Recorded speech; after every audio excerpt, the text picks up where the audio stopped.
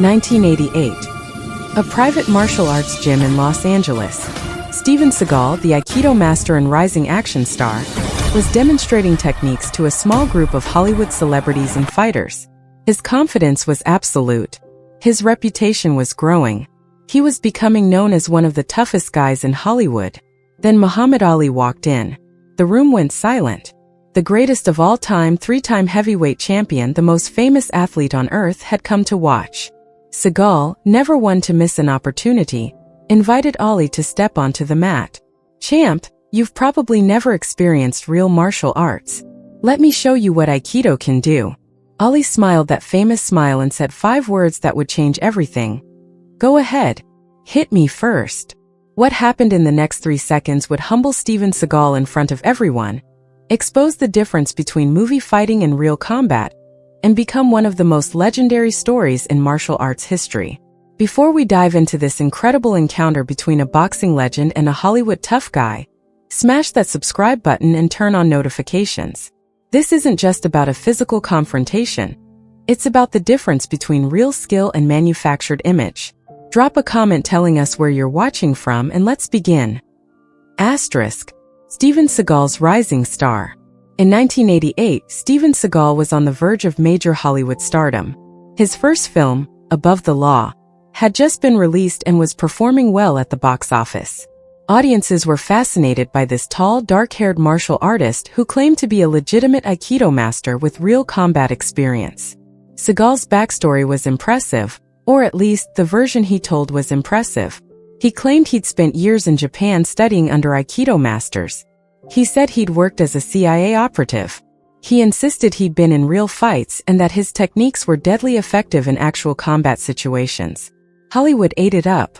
Here was a real martial artist, not just an actor who'd learned some moves for the camera. Seagal carried himself with absolute confidence, some would say arrogance. He'd tell anyone who'd listen that Aikido was superior to other martial arts, that his training made him essentially unbeatable.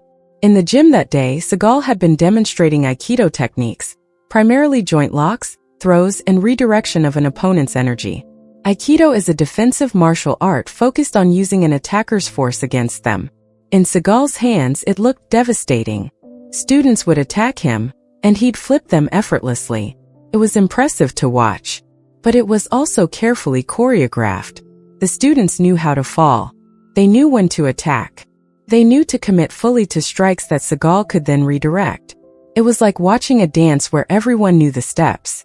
Muhammad Ali's presence. Muhammad Ali in 1988 was already showing signs of Parkinson's disease, which he'd been diagnosed with 3 years earlier. His hands had a slight tremor. His speech was slower than it once was. He'd been retired from boxing since 1981, but Ali was still Ali. His presence filled any room he entered. His legend was undiminished. He'd defeated Sonny Liston, Joe Frazier, and George Foreman.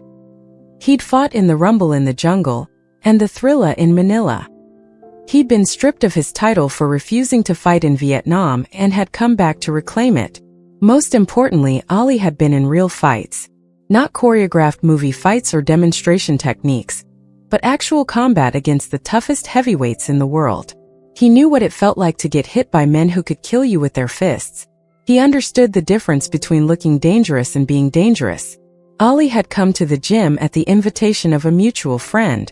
He wasn't there to challenge anyone or prove anything.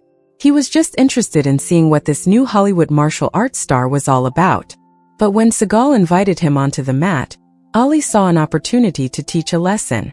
The cultural context. The late 1980s was a unique time for martial arts in American culture. The success of the Karate Kid movies had created massive interest in martial arts training. Ninja movies were everywhere. Action stars like Chuck Norris, Jean-Claude Van Damme, and now Steven Seagal were becoming box office draws. But there was a growing disconnect between movie martial arts and reality. Audiences believed what they saw on screen was real. They thought martial artists could defeat any opponent through superior technique. The idea that size, strength, and actual fighting experience mattered was often dismissed as outdated thinking. Steven Seagal embodied this disconnect. He was tall, 6 feet 4 inches, and physically imposing, which helped sell his on-screen dominance.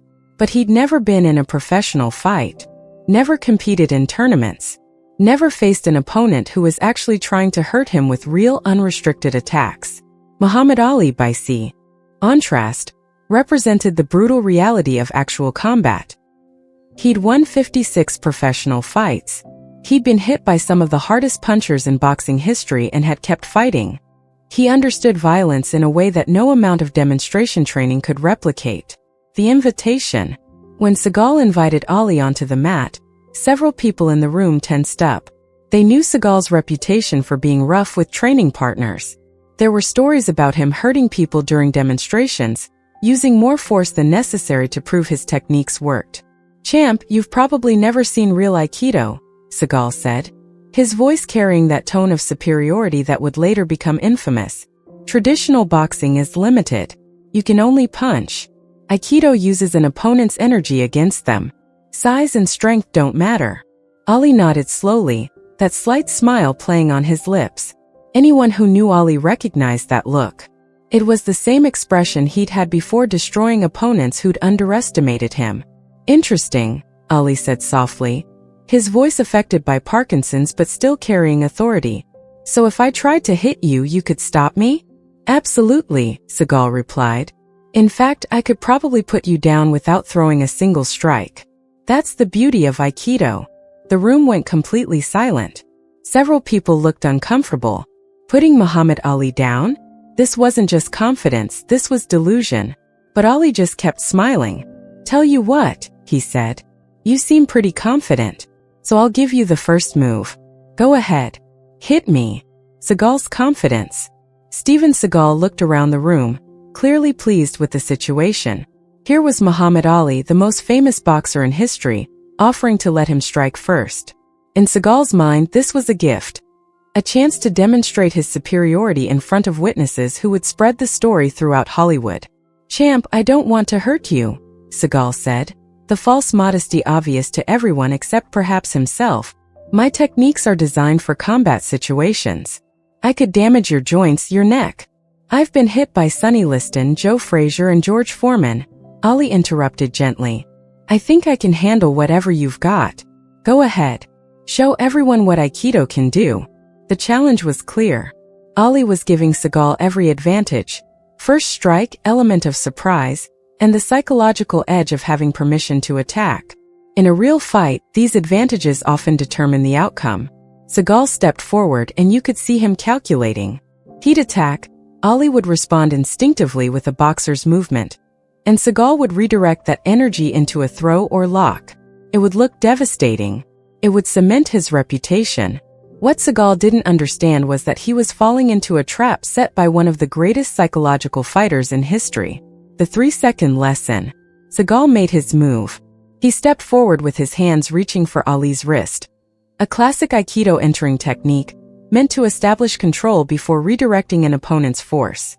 What happened next was so fast that several witnesses later gave different accounts of the exact sequence. But the result was undeniable. Ali didn't wait for Seagal to establish his grip. The moment Seagal's weight shifted forward, Ali's left hand flicked out. Not a full punch, just a jab with about 20% of his power. It caught Seagal square in the solar plexus, that cluster of nerves just below the ribcage. The effect was immediate and devastating. Seagal's eyes went wide. His mouth opened in a silent gasp. His hands, which had been reaching for Ali, clutched his own midsection.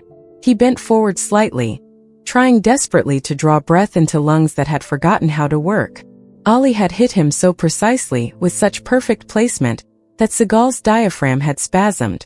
For about 3 seconds, though it probably felt like 3 minutes to Seagal, he literally could not breathe. Then Ali's right hand, which had been cocked and ready for a follow-up, stopped about 2 inches from Seagal's chin. The message was clear. "I could have finished this, but I chose not to." As Seagal struggled to catch his breath, Ali stepped back and said quietly, "That's the difference between training and fighting. In a real fight, your opponent doesn't let you set up your techniques." The room's reaction. The gym exploded with reactions. Some people gasped. Others laughed nervously. A few applauded Ali's demonstration. But everyone understood they just witnessed something significant. A Hollywood tough guy had been exposed by a 46-year-old man with Parkinson's disease who'd barely thrown a punch. Gene LaBelle, the legendary martial artist and stuntman who was present that day, later told the story in interviews. "I've never seen someone deflated so quickly, and I mean that literally. 1 second, Seagal's acting like he's the toughest guy in the room. 3 seconds later, he can't breathe and he's got Ali's fist 2 inches from his face. It was beautiful," LaBelle continued. What Ali did wasn't just physical, it was psychological. He gave Seagal every advantage, then showed him those advantages meant nothing against someone who really knows how to fight. That's a lesson Seagal needed to learn. Seagal's response. To his credit, or perhaps his delusion, Seagal tried to save face. Once he could breathe again, he straightened up and forced a smile. "Good shot, champ. You caught me by surprise there." Ali nodded politely. "You told me to hit you. I hit you. That's how real fighting works. No one waits for you to be ready." Seagal tried again. "Of course, if we were really fighting, I wouldn't have given you that opening." "If we were really fighting," Ali interrupted, still smiling but with an edge to his voice, "you'd be unconscious right now. I pulled that punch. I hit you with about 20% power to make a point, not to hurt you. If I'd hit you with full power, you'd be on the ground." The truth of this hung in the air. Everyone in that room knew Ali was right. They'd seen what 20% looked like. They didn't want to imagine 100%. The deeper embarrassment. What made the situation worse for Seagal was that Ali had proven his point while barely trying. Ali hadn't used fancy techniques. He hadn't demonstrated complex martial arts knowledge. He'd just thrown a basic jab, the most fundamental punch in boxing, with perfect timing and placement. It was like a chess grandmaster beating someone using only pawn moves. The simplicity of Ali's technique made Seagal's elaborate Aikido theories look ridiculous. Why learn complicated joint locks when a simple, well-placed jab could end a fight in 3 seconds? Moreover, Ali had done this while dealing with Parkinson's disease. His hands trembled. His reflexes weren't what they once were. And he'd still made Seagal look like an amateur. The implications were clear. Even a diminished Muhammad Ali was more dangerous than a supposed Aikido master in his prime. What the witnesses understood. The martial artists present that day understood something that Seagal apparently didn't. There are levels to fighting ability that technique alone can't overcome. Ali had fought professionally for over 20 years. He'd been in wars in the ring. He'd developed timing so precise that he could land punches on opponents who knew they were coming, and still couldn't avoid them. His understanding of distance, angles, and leverage was built on thousands of rounds against world-class opponents. Seagal had impressive demonstrations against cooperative training partners. That's like the difference between a professional race car driver and someone who's really good at video game racing. The fundamentals might look similar, but the actual skill gap is enormous. Chuck Norris, who was also present and later commented on the incident, said, "Steven had bought into his own mythology. He'd convinced himself that his Aikido made him elite. Ali showed him the truth in the kindest way possible, with a light tap instead of the knockout punch he could have thrown." The philosophy clash. What happened between Ali and Seagal wasn't just about physical technique, it was about two fundamentally different philosophies of combat. Seagal's Aikido was based on the idea that you wait for an opponent to attack, then use their energy against them. It's a reactive, defensive art that works beautifully when your opponent attacks in predictable ways. Ali's boxing was based on controlling the fight from the beginning, setting the pace, controlling distance, attacking first or counterattacking so fast it might as well be first. It's proactive and aggressive in ways that Aikido isn't designed to handle. When Ali told Seagal to hit him first, he was exposing the core flaw in Seagal's philosophy. What do you do when your opponent doesn't give you energy to redirect? What happens when they strike first, faster than you can react, and with power you can't simply deflect? Seagal had no answer for that. His Aikido training had never prepared him for an opponent like Ali, someone who could hit you before you realized the fight had started. The aftermath in the gym. After Seagal caught his breath and the immediate embarrassment passed, Ali did something that showed his true character. He put his arm around Seagal's shoulders, a gesture that was both friendly and subtly dominant, and said, "You've got some good techniques there. Aikido is interesting stuff, but don't confuse demonstration with fighting. They're different things." It was a gracious way to deliver a harsh truth. Ali wasn't trying to humiliate Seagal, though that had happened anyway. He was trying to educate him.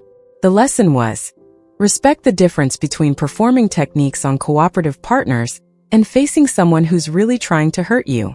Jean LaBelle said later, Ali could have destroyed Seagal's reputation completely that day. Instead, he gave him an out. He treated it like a teaching moment instead of a victory. That's class. But Seagal, according to multiple witnesses, didn't fully absorb the lesson.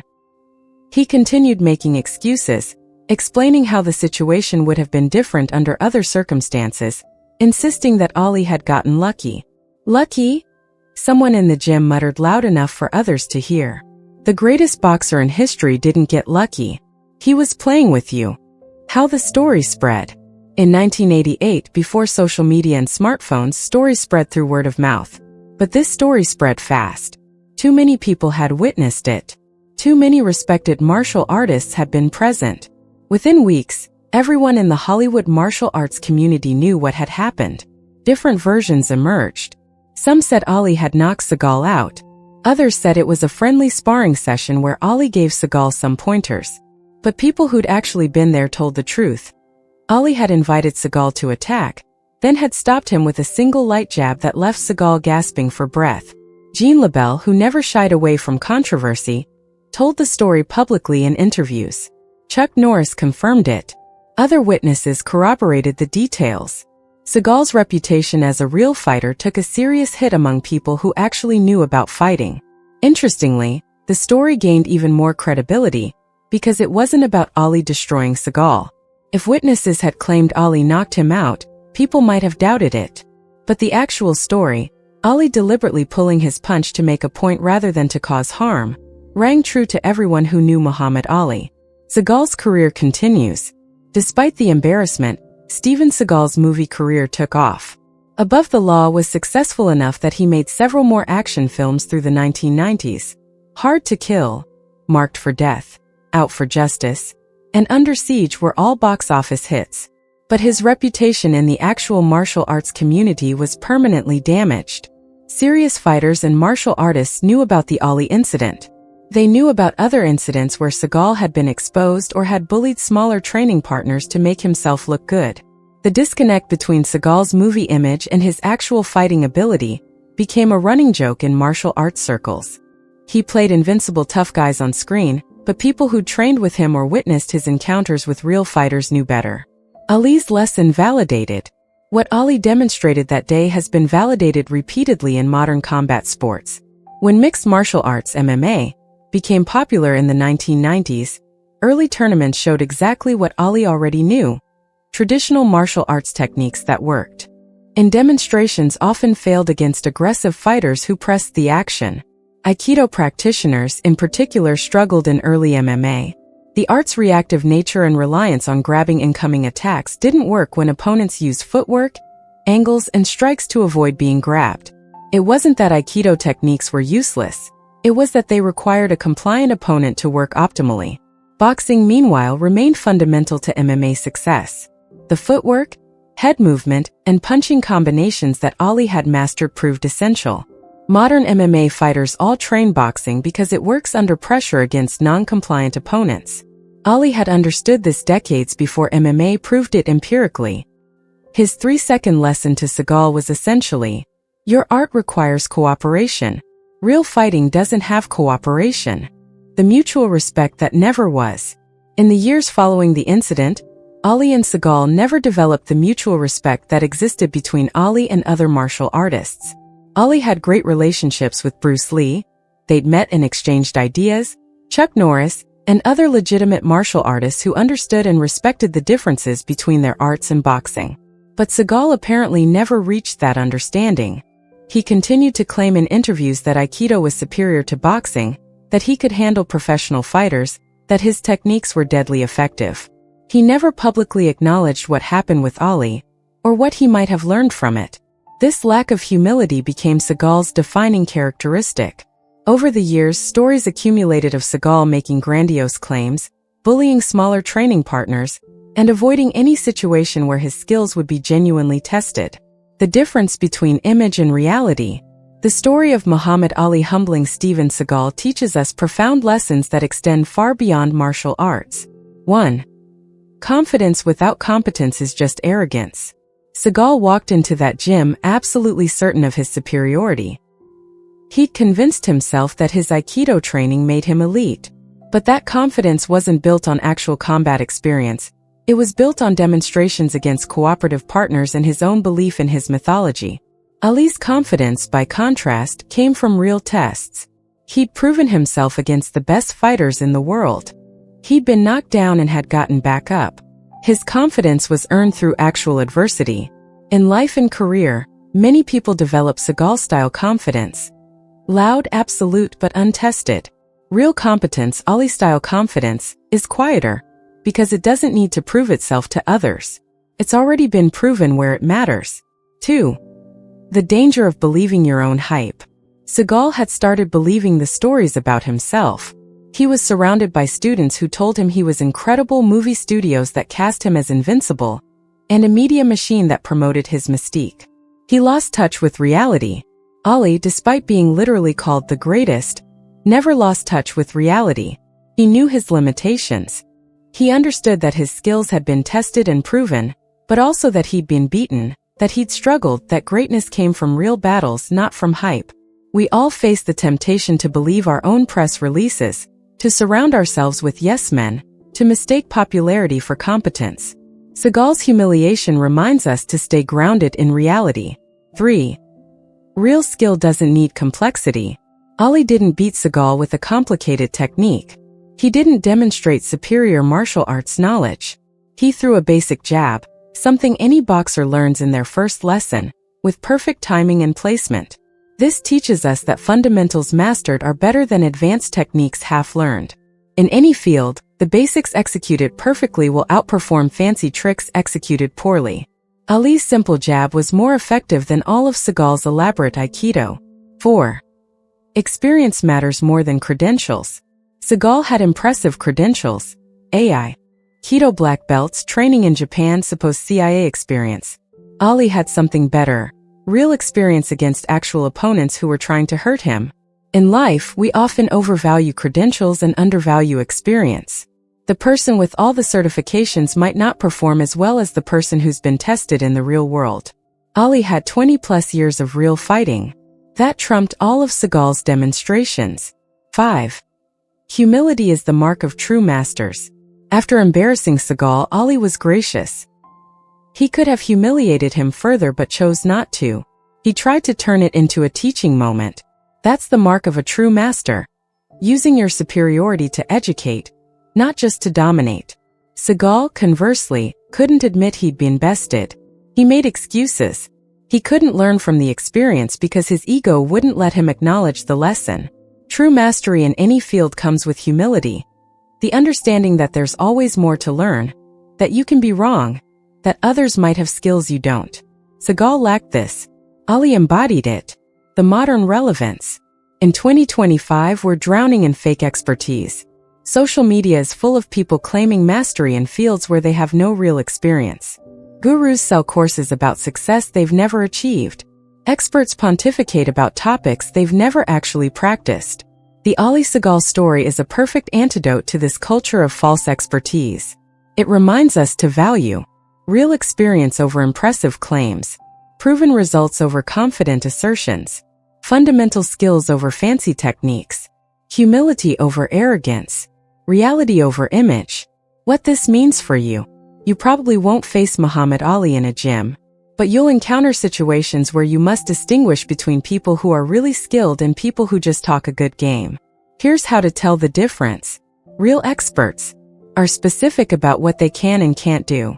Acknowledge limitations in areas where others are better. Have verifiable experience in what they teach. On fundamentals, not flashy tricks. Fake experts, the Seagal type, make grandiose, unverifiable claims.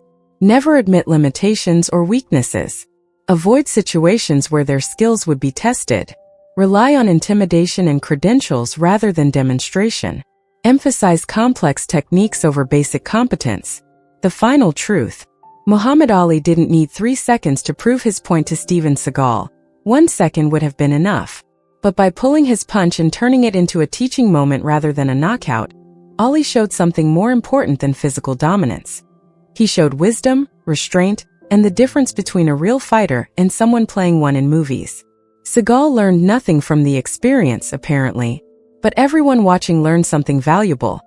Confidence means nothing without competence, image crumbles when tested against reality, and there's no substitute for genuine skill earned through real experience. In your own life, be like Ali. Build real competence through actual experience, stay humble even when you're great, and remember that the simplest solution executed perfectly beats the complicated solution executed poorly every time.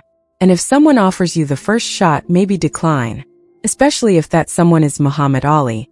Your turn. If this story taught you something about real skill versus false confidence, smash that subscribe button and turn on notifications. Share this with someone who needs to hear that talk is cheap and real ability speaks for itself. Drop a comment. Have you ever encountered someone with Seagal-level confidence but zero real ability? How did reality eventually catch up with them? Remember, Muhammad Ali, at 46 and with Parkinson's disease, took 3 seconds to humble a supposed tough guy in his prime. That's the difference between real fighters and Hollywood fighters. Choose to build real competence, not just impressive claims. See you in the next video, where we'll explore more stories of legends who proved that substance beats style every single time.